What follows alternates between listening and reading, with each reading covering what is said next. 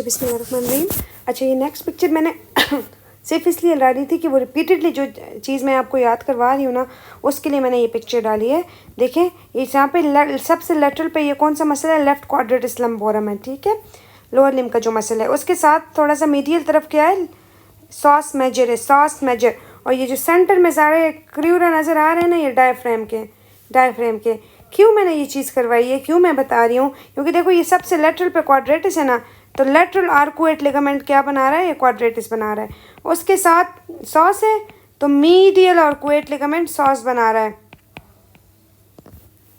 और ये मीडियल तरफ ये सारे फाइबर्स किसके हैं, ये डायफ्राम के क्रूराज है ना, तो मीडियन कौन बना रहा है, डायफ्राम। ओके अच्छा अब एक चीज़ होती है जिसे हम कहते हैं कंजेंटल हाइटल हर्निया, ठीक है। ये क्या होता है, देखो ये स्टमक है ना, स्टमक ये ओएसोफेगस है, ठीक है। अगर हम ये स्टमक का कार्डियक एंड है ना, स्टमक का ये एंड अगर ओएसोफेगस में हर्निएट कर लेगा ऑएसोफेजियल ओपनिंग से, देखो ऑएसोफेजियल ओपनिंग है ना, वहाँ से हर्निएट करके अगर ऊपर चला जाएगा ना, इसे हम क्या कहते हैं, हाइटल हर्निया, ठीक है। देखो ओएसोफेगस के साथ मैंने वो चीज़ें अभी आपको करवाई है ना, ओएसोफेजियल हाइटस से ओएसोफेगस के साथ वेगस नर्व आती है, वेगस नर्व। अगर हमारे पास ये हाइटल हर्निया में स्टमक ऊपर मूव कर लेगा तो ये वेगस नर्व को कंप्रेस करेगा ना, इसीलिए हाइटल हर्निया में गैस्ट्रिक सिक्रीशंस डिक्रीज हो जाती हैं। This is the physiology behind. और कंजेंटल डायफ्रैग्मेटिक हर्निया का बस एक ही एमसीक्यूज आता है कि इसमें क्या होता है, प्लूरोपेरिटोनियल मेम्ब्रेन जो है ना उसका डिफेक्ट होता है, ठीक है, वो ओपन रह जाती है या डिफेक्ट होता है उसका प्लूरोपेरिटोनियल मेम्ब्रेन का। This is MCQs. Okay now come stomach. देखिए ये स्टमक की जनरल एनाटॉमी है, यहाँ पे ओएसोफेगस होता है, ओएसोफेगस स्टमक में खुलता है, ये स्टमक का कार्डिया होता है। ये ऊपर जो एरिया नज़र आ रहा है ना, this is fundus of stomach, this is body of stomach, body of stomach, this is pylorus, ठीक है, pylorus, this pyloric canal. Okay ये जो बड़ा इस तरफ है ये ग्रेटर कर्वेचर है, और इस तरफ this is lesser curvature, this is greater curvature, this one is lesser curvature. अच्छा ये पाइलोरिक कैनाल जहाँ पे शुरू होता है ना, ये लेसर कर्वेचर के साथ इस जगह पे यहाँ पे एक एंगल बनता है जिसे हम कहते हैं इंसिजरा एंगुलरिस। दिस इज इम्पॉर्टेंट, ये एमसीक्यूज पे आता है कि ये लेसर कर्वेचर के साथ ये एंगल सा बन रहा है, उसका क्या नाम है, इंसिजरा एंगुलरिस। ये भी एमसीक्यूज में आता है, ठीक है। एक एमसीक्यूज ये हो गया, ओके और फिर यहाँ पे पाइलोरिक स्फिंक्टर होता है, ठीक है। अच्छा हम आगे अब इसकी थोड़े से एमसीक्यूज वाइज अल्सर की, गैस्ट्रिक अल्सर के एमसीक्यूज थोड़े कवर कर देते हैं। आर्टरीज उसमें कि देखो गैस्ट्रिक अल्सर इंटीरियर वॉल का होता है, पोस्टीरियर वॉल का होता है, ठीक है। पोस्टीरियर वॉल का जब रप्चर होगा तो स्प्लीनिक आर्टरी से ब्लीड होगी, पोस्टीरियर वॉल का स्प्लीनिक आर्टरी। और इंटीरियर आर्टरी का जब गैस्ट्रिक अल्सर रप्चर होगा तो लेफ्ट गैस्ट्रिक आर्टरी ब्लीड करेगी, लेफ्ट गैस्ट्रिक आर्टरी, ठीक है। अब हम आर्टरीज डिटेल से पढ़ेंगे, फिर आप लोगों को आ जाएंगे, सिर्फ यहाँ पे नाम याद कर लो। और ड्यूडिनल अल्सर जब ब्लीड करता है वो किस वजह से, गैस्ट्रोड्यूडिनल आर्टरी की वजह से ब्लीड करता है। देखिए पहले आर्टरीज करते हैं। देखो abdominal aorta and abdominal aorta. Abdominal aorta GIT के लिए 3 ब्रांचेस देता है, एक सीलिएक ट्रंक देता है, सीलिएक ट्रंक, एक सुपीरियर मेसेंटेरिक आर्टरी देता है और एक इन्फीरियर मेसेंटेरिक आर्टरी देता है। ये सीलिएक ट्रंक जो है ना ये T12 के लेवल पे देता है, सुपीरियर मेसेंटेरिक आर्टरी L1 के लेवल पे देती है। सुपीरियर मेसेंटेरिक और इन्फीरियर मेसेंटेरिक की आर्टरी के बीच में से एक रीनल आर्टरी देती है, वो रीनल आर्टरी जो है वो L2 के लेवल पे देती है। फिर इन्फीरियर मेसेंटेरिक आर्टरी L3 के लेवल पे हो गई, ठीक है। L3 के लेवल पे ये देने के बाद L4 के लेवल पे एब्डोमिनल एओर्टा बाइफरकेट कर देता है। ये वैल्यूज याद करवा रही हूँ। अच्छा अब सीलिएक आर्टरी की एक तो रूट वैल्यू आ जाती है, दूसरी ये आती है कि unpaired branch of abdominal aorta is, वो यही सीलिएक ट्रंक है, ठीक है, जो स्टमक के लिए ब्रांच है, स्टमक के लिए। अब इस सीलिएक ट्रंक की हम ना ब्रांचेस पढ़ेंगे। ये देखो ये जो नज़र आ रही है ना, ये सीलिएक आर्टरी है। सीलिएक आर्टरी खुद जो है वो स्टमक को एक आर्टरी देती है जिसे हम कहते हैं लेफ्ट गैस्ट्रिक आर्टरी, ठीक है। दूसरी मेन ब्रांच सीलिएक ट्रंक से निकल रही है, दिस वन स्प्लीनिक आर्टरी। ये सीलिएक आर्टरी की ब्रांचेस को हम हाईलाइट कर देते हैं जो डायरेक्ट हैं, left gastric artery, splenic artery. और अगली कौन सी आर्टरी दे देता है, हेपेटिक, जिसे हम कहते हैं कॉमन हेपेटिक आर्टरी, ठीक है, कॉमन हेपेटिक आर्टरी देती है, कॉमन हेपेटिक। ओके। अच्छा, फिर हमारे पास ये जो कॉमन हेपेटिक आर्टरी है ये आगे प्रॉपर हेपेटिक आर्टरी दे देती है और इस हेपेटिक आर्टरी से एक ब्रांच निकलती है, बहुत इंपॉर्टेंट ब्रांच, जिसे हम कहते हैं गैस्ट्रोड्यूडेनल आर्टरी। गैस्ट्रोड्यूडेनल आर्टरी ये हेपेटिक आर्टरी से निकल रही है, ठीक है। अब ये कंफ्यूज नहीं करना, ये सिलिक ट्रंक से नहीं निकल रही, ये हेपेटिक आर्टरी से निकल रही है। ये गैस्ट्रोड्यूडेनल आर्टरी बहुत इंपॉर्टेंट आर्टरी है क्योंकि ये ब्रांचेस भी बहुत इंपॉर्टेंट देती है। दूसरा, ये ड्यूडेनम को सप्लाई कर रही है, ड्यूडेनल अल्सर में यही आर्टरी ब्लीड करती है। अब ये गैस्ट्रोड्यूडेनल आर्टरी क्या करती है, राइट गैस्ट्रो एपिप्लॉइक आर्टरी देती है, राइट गैस्ट्रो एपिप्लॉइक, ये वाली जो है ना ये राइट गैस्ट्रो एपिप्लॉइक आर्टरी है, ठीक है। और फिर ये स्प्लीनिक आर्टरी क्या करती है, स्प्लीनिक आर्टरी ग्रेटर कर्वेचर को लेफ्ट गैस्ट्रो एपिप्लॉइक आर्टरी देती है और शॉर्ट गैस्ट्रिक आती। ये दोनों कौन सी आर्टरीज हैं, ये दोनों वो आर्टरीज हैं जो अभी हमने की कि गैस्ट्रो स्प्लीनिक लिगामेंट में रन करती हैं, गैस्ट्रो स्प्लीनिक लिगामेंट में रन करती हैं, ये वो वाली आर्टरीज हैं, ठीक है। ये दोनों स्प्लीनिक आर्टरीज की ब्रांचेज हैं ग्रेटर कर्वेचर के लिए। और दूसरी ग्रेटर कर्वेचर पे गैस्ट्रोड्यूडेनल आर्टरी कौन सी ब्रांच दे रही है, राइट गैस्ट्रो एपिप्लॉइक आर्टरी, ठीक है। देखो लेफ्ट गैस्ट्रिक आर्टरी तो डायरेक्ट ब्रांच है ना। अब जो हेपेटिक आर्टरी है ना उससे एक तो गैस्ट्रोड्यूडेनल आर्टरी निकली, दूसरी जो हमारे पास प्रॉपर हेपेटिक आर्टरी है ना उसमें से ये देखो ये आर्टरी निकल रही है जिसे हम कहते हैं right gastric artery.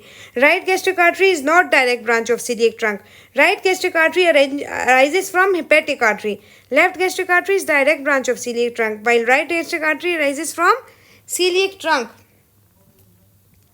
Arises from celiac trunk. I'm not feeling well today, बस इसलिए थोड़ी आवाज़ भी ख़राब है, सही है। ये चीज़ समझ आ गई आप सबको। अच्छा, ये मेन आर्टरीज हमने कर ली। देखो ये राइट गैस्ट्रोएपिप्लॉइक आर्टरी पे जो एमसीक्यूज आता है वो किस तरह आता है कि हमने स्टमक को मोबिलाइज करवाना है, स्टमक को मोबिलाइज करवाना है, तो कौन सी आर्टरी हेल्प करेगी, कौन सी आर्टरी के थ्रू हम मोबिलाइज करेंगे या कौन सी आर्टरी लाइगेट करेंगे एटसेट्रा। तो स्टमक के मोबिलाइजेशन में यही गैस्ट्रोएपिप्लॉइक आर्टरी है। Gastroepiploic artery is greater than right gastric artery, ठीक है। इसे सीक्वेंस याद रखना, स्टमक को मोबिलाइज करवाने के लिए राइट गैस्ट्रोएपिप्लॉइक आर्टरी। वीनस ड्रेनेज बिल्कुल नामों की तरह है, आर्टरीज के नामों की तरह, ठीक है। जैसे जैसे आर्टरीज के नाम है ना बिल्कुल वैसे ही वीनस ड्रेनेज के नाम है, ठीक है। और बिल्कुल वैसे ही तकरीबन सब सारे लिम्फेटिक ड्रेनेज के नाम है। लिम्फेटिक एमसीक्यूज वाइज सिर्फ एक पॉइंट याद रखो, बाकी सारे जो आर्टरीज है ना उसके अकॉर्डिंग नाम है, ठीक है। सिर्फ एक बात, एक एमसीक्यूज आता है कि left upper end of greater curvature उसका लिम्फ नोड क्या है, तो उसका लिम्फ नोड है पैंक्रियाटिको स्प्लिनिक या पैंक्रियाटिको लीनल, ठीक है। ये चीज़ एमसीक्यूज में आती है, ये थोड़ा डिफरेंट है, बाकी सारे नाम जो हैं वो आर्टरीज की तरह हैं, ओके। अच्छा, अब थोड़ी सी पैथोलॉजी के एक दो पॉइंट्स कर लेते हैं एमसीक्यूज वाइज। देखो बेरेट्स एसोफेगस क्या होता है, हमारे पास नॉर्मली एसोफेगस में कौन सा एपिथेलियम होता है, स्क्वेमस होता है ना, स्क्वेमस। अगर हमारे पास कॉन्टिन्यूसली गर्ड हो रहा है, गर्ड की वजह से क्या होता है, एसिड रिफ्लक्स हो रहा है, तो ये स्क्वेमस एपिथेलियम जो है ना ये कोलमनर में चेंज हो जाएगा, ठीक है। मेटाप्लेजिया जिसे हम कहते हैं मेटाप्लेजिया, ठीक है। और इस मेटाप्लेजिया को हम फिर क्या कहते हैं, बेरेट्स एसोफेगस। ये बेरेट्स एसोफेगस फिर खतरनाक क्यों है, क्योंकि it will change into adenocarcinoma, okay, adenocarcinoma. एक हमारे पास है प्लमर विंसन सिंड्रोम जो आयरन डेफिशिएंसी एनीमिया होता है, जिसमें प्लमर विंसन सिंड्रोम से याद रखो ये एसोफेगस है ना, यहाँ पे ऐसा जाल सा बन जाता है, एसोफेजियल वेब बन जाता है, ठीक है। ये एसोफेजियल वेब की वजह से बंदे को क्या होता है, डिस्फेजिया, एसोफेजियल वेब होता है, डिस्फेजिया होता है, उसके साथ साथ iron deficiency anaemia. Iron deficiency anaemia की प्रेजेंटेशन वो काइलोनिकियाज वगैरह इस तरह का सिनेरियो आएगा, ठीक है। तो we will select Plummer Vinson syndrome. Achalasia का पता है ना कि पेरिस्टालिसिस नहीं हो रही होती, बैकवर्ड जो एसोफेगस है वो डायलेट हो जाता है, यहाँ से नैरो होता है, पेरिस्टालिसिस नहीं होती, ठीक है। तो ये टिपिकल बर्ड बीट अपीयरेंस देर होता है एक्लेजिया, ओके। अच्छा, उसके बाद कुछ इंट्रापेरिटोनियल ऑर्गन होते हैं जिन्हें पेरिटोनियल ने कवर किए होते हैं, कुछ रेट्रोपेरिटोनियल ऑर्गन होते हैं, ठीक है। ये चीज़ आपने अब याद करनी है, कोई भी एमसीक्यूज आ सकता है, ठीक है। ये फर्स्ट पार्ट ऑफ ड्यूटेनम है ना, इस पर बहुत रिपीटेड एमसीक्यूज आया है कि सिर्फ फर्स्ट पार्ट ऑफ ड्यूटेनम जो है वो इंट्रापेरिटोनियल है, बाकी ड्यूटेनम के सारे पार्ट जो है वो रेट्रोपेरिटोनियल है। स्टमक जो है वो इंट्रापेरिटोनियल है, जूजिनम और इलियम इंट्रापेरिटोनियल, सीकम और appendix intraperitoneal, transverse colon intraperitoneal, sigmoid colon, liver, gall bladder. देखो बाकी सारा पैंक्रियाज जो है वो रेट्रो है, just and only tail of pancreas is intraperitoneal. Otherwise बाकी सारा पेंक्रियाज रेट्रोपेरिटोनियल है। जस्ट टेल इज इंट्रापेरिटोनियल, ये भी एमसीक्यूज है। Spleen is also intraperitoneal. Duodenum के बाकी parts retroperitoneum. Ascending and descending colon, rectum, rectum पे भी क्वेश्चन आता है। Head, neck and body of pancreas, kidneys और यूरिटर भी रेट्रोपेरिटोनियल है, ठीक है। These are also MCQs. Suprarenal gland, abdominal aorta and फिया वेना केवा, ये सारे रेट्रोपेरिटोनियल हैं, मतलब पेरिटोनियल में नहीं है। अच्छा, अब स्मॉल इंटेस्टाइन की बेसिक्स हम स्टार्ट करते हैं एमसीक्यूज वाइज। अच्छा, स्मॉल इंटेस्टाइन की सबसे पहले लेंथ कितनी होती है? 6 to 8 मीटर, ठीक है। ये एमसीक्यूज में आती है इसलिए मैंने लिखी है। स्मॉल इंटेस्टाइन की लेंथ है 6 to 8 मीटर, ओके। अच्छा, अब हमारे पास ड्यूडिनम जो है, ड्यूडिनम स्टार्ट करते हैं। सबसे पहला पार्ट ड्यूडिनम होता है ना। स्मॉल इंटेस्टाइन में क्या होता है? ड्यूडिनम होता है। ड्यूडिनम के बाद जियोजिनम और इलियम होते हैं, ठीक है। ड्यूडिनम किन वर्टिब्रस के लॉन्ग लाई करता है? ये एमसीक्यूज है, L1, L2 और L3, ठीक है। ये जो L1 है ना, इसे हम ट्रांसपाइलोरिक प्लेन कहते हैं। इसकी बहुत इंपॉर्टेंट है। सुपीरियर मेसेंटेरिक आर्टरी यहाँ से राइज कर रही है, ठीक है। ड्यूडिनम का फर्स्ट पार्ट यहाँ पे लाई कर रहा है ट्रांसपाइलोरिक प्लेन पे, ठीक है। हाइलम ऑफ राइट किडनी यहाँ पे है। हाइलम ऑफ किडनी इज ट्रांसपाइलोरिक, मतलब बहुत इंपॉर्टेंट प्लेन है ये। डबल ए में अच्छे खासे ट्रांसपाइलोरिक प्लेन पे क्या क्या चीज़ें वो लिखी हुई हैं, ठीक है। लेवल याद कर लो, L1 का लेवल ट्रांसपाइलोरिक प्लेन है। अच्छा, अब ड्यूडिनम कहाँ से कहाँ तक एक्सटेंड करता है? L1 से L3 तक, ठीक है। L1 से L3 तक ड्यूडिनम के कुछ रिलेशंस बहुत इंपॉर्टेंट है। अच्छा, अब एक चीज़ मैं आप सबको बता दूँ, चाहे ड्यूडिनम है, चाहे पेंक्रियाज है, ठीक है, या चाहे ट्रांसवर्स कॉलॉन है, या चाहे जो भी चीज़ है इंटेस्टाइन वाली या जीआईटी वाली, इन सब के पोस्टीरियर पे, सबके पोस्टीरियर पे जो चीज़ पड़ी हुई है ना, वो एओर्टा है और इन्फीरियर वेना केवा है, ठीक है। अगर कुछ याद ना भी हो ना और ये रिलेशन पूछो कि पोस्टीरियर पे क्या है, तो एओर्टा और इन्फीरियर वेना केवा याद कर लेना, ओके। अब थोड़े से हम रिलेशन कर लेते हैं। देखो, सबसे पहले क्या है? फर्स्ट पार्ट ऑफ ड्यूडिनम, ठीक है। पोस्टीरियर रिलेशन कर रहे हैं। फर्स्ट पार्ट ऑफ ड्यूडिनम के पोस्टीरियर पे क्या है हमारे पास? लेसर से के पेंक्रियाज है, बाइल डक्ट है, पोर्टल वेन है, ओके, हेपेटिक आर्टरी और गैस्ट्रोड्यूटेनल आर्टरी है। इतने ज़्यादा रिलेशंस याद नहीं होते, बस एक बार रीड कर लो जितने आप लोगों को याद होते हैं। अब जो एमसीक्यूज में आया है ना, वो सेकंड पार्ट ऑफ ड्यूडिनम का आया हुआ है। सेकंड पार्ट ऑफ ड्यूडिनम के पोस्टीरियर पे हाइलम ऑफ किडनी है और राइट यूरिटर है, ठीक है। और इसका एंटीरियर एमसीक्यूज बहुत ज़्यादा आया हुआ है, एंटीरियर रिलेशन। इसके एंटीरियर पे ट्रांसवर्स कॉलॉन है। ये दोनों तरह आता है कि ट्रांसवर्स कॉलॉन के पोस्टीरियर पे क्या है? सेकंड पार्ट ऑफ ड्यूडिनम, और सेकंड पार्ट ऑफ ड्यूडिनम के एंटीरियर पे क्या है? Transverse colon. दोनों तरीक़ों से आता है, ठीक है। उल्टा करके भी आता है कि ट्रांसवर्स कॉलॉन के पोस्टीरियर क्या है या फिर सेकंड पार्ट ऑफ ड्यूडिनम के एंटीरियर क्या है। ये एमसीक्यूज है, ठीक है। अच्छा, फिर इंपॉर्टेंट रिलेशन जो है वो थर्ड पार्ट ऑफ ड्यूडिनम के हैं, वो बहुत दफ़ा एमसीक्यूज में आते हैं। देखो, इसके जो पोस्टीरियर रिलेशन एमसीक्यूज के वाइज इंपॉर्टेंट है ना, वो इन्फीरियर वेना केवा, एओर्टा और यूरिटर है, राइट यूरिटर, ठीक है। ये तीनों एमसीक्यूज वाइज इंपॉर्टेंट है। मैंने बता दिया इन्फीरियर वेना केवा और एओर्टा, तो आप लोगों ने याद करना ही करना है ना, ठीक है। और साथ राइट यूरिटर है, ओके।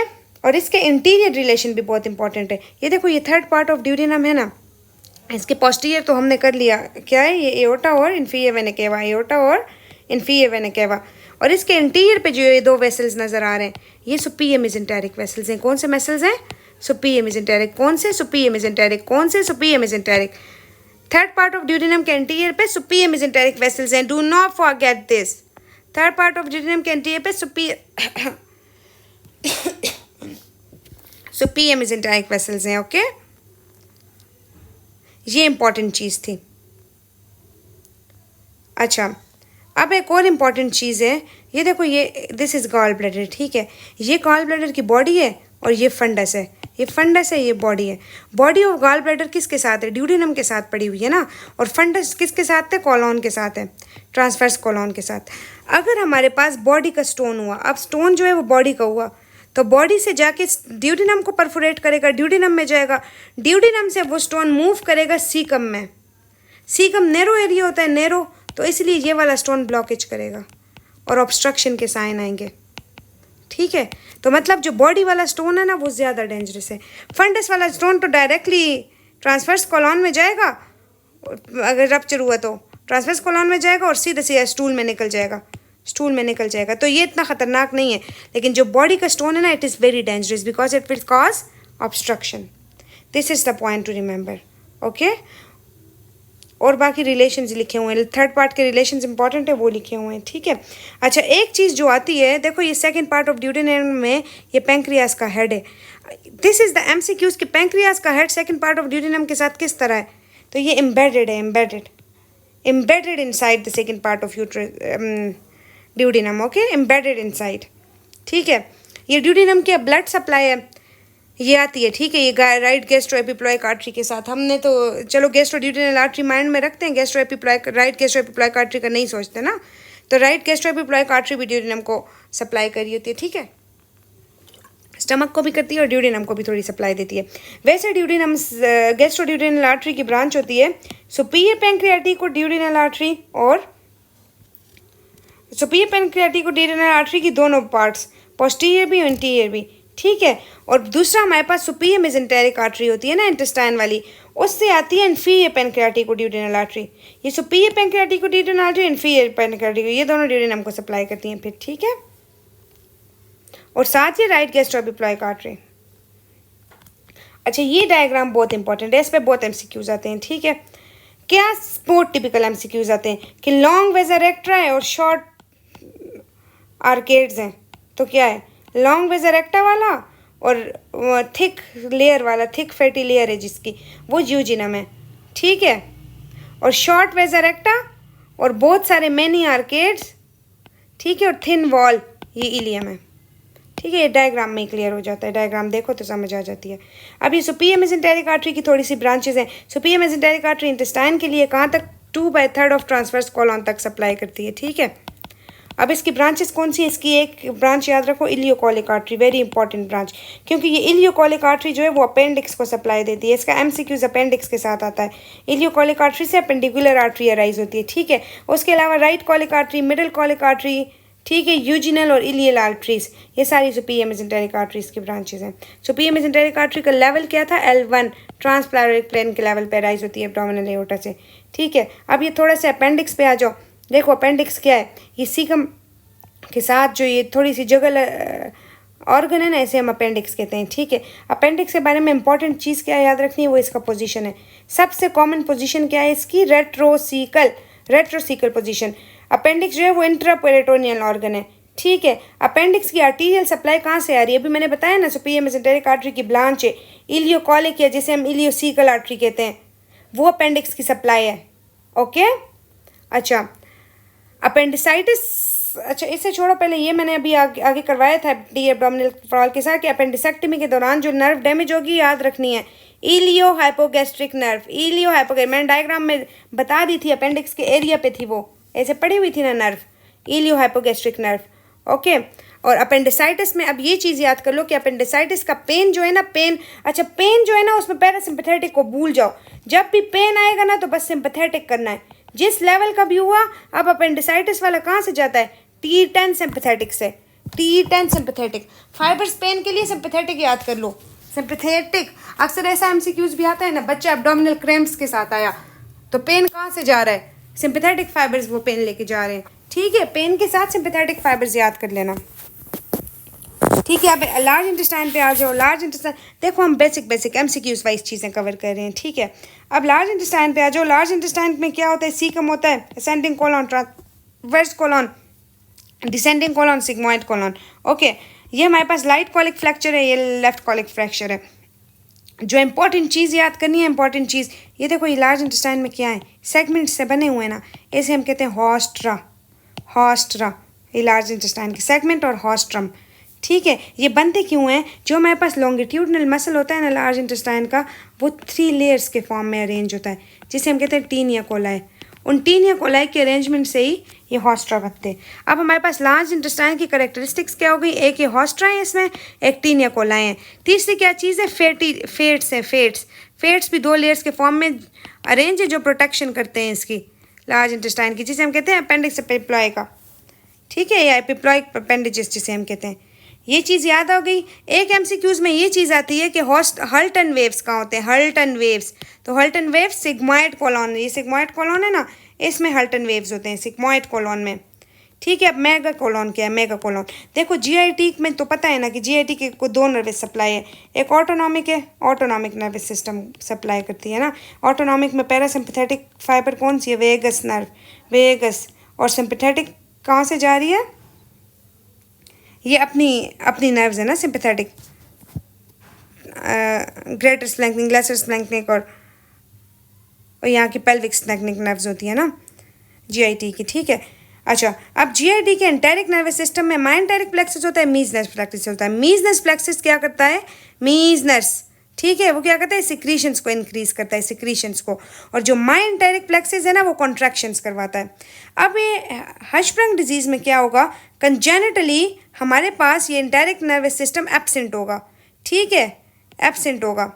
ये एंटेरिक नर्वस सिस्टम माइंटेरिक प्लेक्सेस जो हमारे पास लार्ज इंटेस्टाइन है, उसकी रूट वैल्यू क्या है? S2, S3, S4। ये एमसीक्यूज में आता है कि हर्शब्रग डिजीज में जो लॉस होता है उसकी रूट वैल्यू क्या है? S2, S3, S4। लॉस क्या होता है? माइंटेरिक प्लेक्सेस, ठीक है। अब हमारे पास क्या होगा? ये ए गैंग्लियोनिक रीजन है, यहाँ पे कुछ भी नहीं है, सप्लाई नहीं है, ए गैंग्लियोनिक रीजन है। इससे पिछला वाला सारा पार्ट में स्टूल जमा होता जाएगा और मेगा कोलॉन, मोटा सा कोलॉन मोटा हो जाएगा, मेगा कोलॉन जिसे हम कहेंगे, ठीक है। बच्चा प्रेजेंट कैसे करेगा? बच्चा कैसे प्रेजेंट करेगा? Bilious vomiting, delayed passage of meconium, typical delayed passage of meconium, severe constipation और may be early death, malnutrition, पतला पतला है सब कुछ, एंटीरोकोलाइटिस, एब्डोमिनल डिस्टेंशन, बहुत ज़्यादा डिस्टेंशन होगी, और bowel inflammation. This is all about the Hirschsprung disease, important, okay. और इसकी ट्रीटमेंट क्या है? ट्रीटमेंट सर्जरी है, सर्जरी करेंगे, ठीक है, एक गैंग्लियोनिक पार्ट को रिसेक्ट कर देंगे। Now this diagram is like I से द वाउ डायग्राम, ठीक है, द वाउ टेबल। इस टेबल से आप लोगों को सारा कुछ समझ आ जाएगा, फोरगट, मिडगट और हाइंडगट का, ठीक है। देखो फोरगट की जो आर्टरी है वो कौन सी है? Celiac artery, celiac artery. Midgut की सुपीरियर मेसेंटेरिक आर्टरी, हाइंडगट की इन्फीरियर मेसेंटेरिक आर्टरी। फोरगट की पैरासिम्पैथेटिक सप्लाई क्या है? वेगस नर्व, ठीक है। मिडगट की भी वेगस नर्व, ठीक है। लेकिन हाइंडगट की अभी मैंने बताया ऊपर आप लोगों को, पेल्विक स्लैंकनिक नर्व, रूट वैल्यू क्या है? S2, S3, S4, pelvic स्लैंकनिक nerve, जिसकी वजह से फिर हर्शब्रग होता है, S2, S3, S4, ठीक है। अब सिंपैथेटिक पे आ जाओ। सिंपैथेटिक जो प्री गैंग्लियोनिक फाइबर्स है ना, प्री फोरगट के, वो ग्रेटर स्प्लैंकनिक नर्व है, ठीक है। और एड्रिनल मेड्यूला भी अक्सर आता है ना, एड्रिनल मेड्यूला की भी ग्रेटर स्प्लैंकनिक नर्व है, ठीक है, ग्रेटर स्प्लैंकनिक नर्व। तो ग्रेटर स्प्लैंकनिक नर्व याद रखो फोरगट के लिए, लेसर स्प्लैंकनिक नर्व मिडगट के लिए, ठीक है, और हाइंडगट के लिए लंबर स्प्लैंकनिक है, ठीक है। सिंपैथेटिक ग्रेटर स्प्लैंकनिक की रूट वैल्यू क्या है? T5 to T9, T10 और T11 lesser splanchnic, T10 to T11 lesser splanchnic, और प्लम्बर की L1, L2 है, ठीक है। और पोस्ट गैंग्लियोनिक कहाँ जाता है? यहाँ का सीलियक आर्टरी है तो सीलियक गैंग्लियन, वहाँ की मिड गट की सुपीरियर मेसेंटेरिक तो सुपीरियर मेसेंटेरिक गैंग्लियन, वहाँ की इन्फीरियर मेसेंटेरिक गैंग्लियन, ओके। देखो सेंसरी इनर्वेशन की root values T5 T9 to T9, T10 T11 L1 L2, okay. अच्छा, रेफर्ड पेन, फोरगट का रेफर्ड पेन कहाँ जाएगा? एपिगैस्ट्रियम, ठीक है। मिडगट का रेफर्ड पेन कहाँ जाएगा? अम्ब्लाइकस रीजन में, और हाइंडगट का हाइपोगैस्ट्रिक रीजन में, हाइपोगैस्ट्रिक। ये अब इन्फीरियर मेसेंटेरिक आर्टरी है जो L3 के लेवल पे राइज होती है एओर्टा से, L3। इन्फीरियर मेसेंटेरिक आर्टरी की क्या क्या ब्रांचेज हैं? ये मार्जिनल, ये लेफ्ट कॉलिक फ्लेक्चर पे ये मार्जिनल आर्टरी देती है, left colic artery, descending colon है ये ना, लेफ्ट कॉलिक आर्टरी, ठीक है। सिग्मोइड के लिए सिग्मोइड आर्टरीज। और इंपॉर्टेंट जो MCQs में आती है ना, कि सुपीरियर रेक्टल आती है, रेक्टम को 3 आर्टरी सप्लाई करती हैं। जो इन्फीरियर मेसेंटेरिक आर्टरी से ब्रांच आ रही है वो सुपीरियर रेक्टल आर्टरी है, ठीक है, सुपीरियर। जो मिडल रेक्टर आर्टरी है ना, मिडल रेक्टर, वो इंटरनल इलियक आर्टरी से आती है, मिडल रेक्टल। और इस मिडल रेक्टल पे बहुत MCQs आते हैं। एक तो ये है कि अक्सर लोगों में ये एब्सेंट होती है, मैक्सिमम लोगों में, मैक्सिमम नहीं मतलब कई लोगों में ये मिडल रेक्टल आर्टरी एब्सेंट होती है। MCQs कैसे आता है? Artery that is naturally absent, तो वो मिडल रेक्टल आर्टरी है, ठीक है। फिर हमारे पास इन्फीरियर रेक्टल आर्टरी है जो इंटरनल पोडेंडल की ब्रांच है, इंटरनल पोडेंडल की। ये रेक्टम की 3 आर्टीरियल सप्लाई हैं डिफरेंट एरियाज से, ठीक है। और जो इन्फीरियर मेसेंटेरिक आर्टरी से वो कौन सी है? Superior rectal artery, superior rectal artery, ठीक है।